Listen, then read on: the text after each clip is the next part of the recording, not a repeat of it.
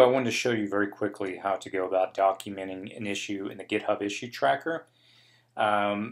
There's just a few steps. It's pretty easy. Once you log in and you come to the issue tracker section, you'll see this little green button. It'll say new issue. Go ahead and click on that, and immediately a new empty form field will populate here for you. The first thing you'll do is just make a title, something that's descriptive of the issue. Link doesn't work on the home page. Let's just say there's a link, it doesn't work on the home page. Okay. As you're setting up the title, the next step is to include the exact URL where this problem is at. Now, obviously the home page, we all know where that's at, but sometimes there may be a page, and this is very typical. Sometimes a site may have like a deep page or some page we don't know what the client is trying to describe. So it's always good to provide the URL. Just simply come over to the site, and let's just say there's an article on your site, well, we're talking about the home page, so let's stay with the home page. So all I would do is just highlight up in here the URL, and then I would copy it. First thing I do is I paste the URL. Second thing is to specify the exact issue.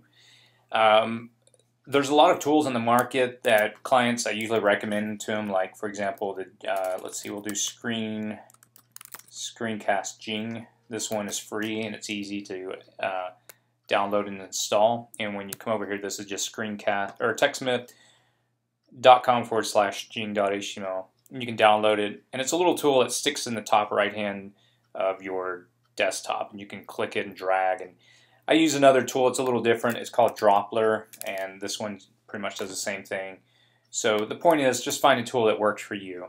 And the reason being is because you want to take a screenshot and kind of give a little explanation of what the problem is. So in this hypothetical example, a link doesn't work on our page. So sometimes clients are like, hey, a link doesn't work on my page. Well, depending on the size of the page, that may be very difficult to isolate what link are you talking about. So it's always good to take a screenshot with the tool, and they're all the same. You typically drag and drop, and then you get a screenshot here. And like this one has a little arrow tool, so I would point to the problem. And then you can even, a lot of them, they have text editors, so you can say, something like, this link isn't working properly.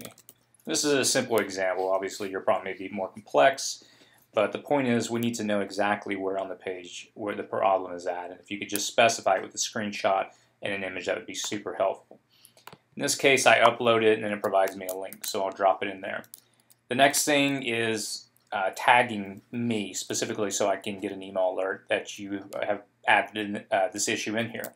So all you have to do is, for example, say at Smash Stack Chris, that's me, and here is the problem.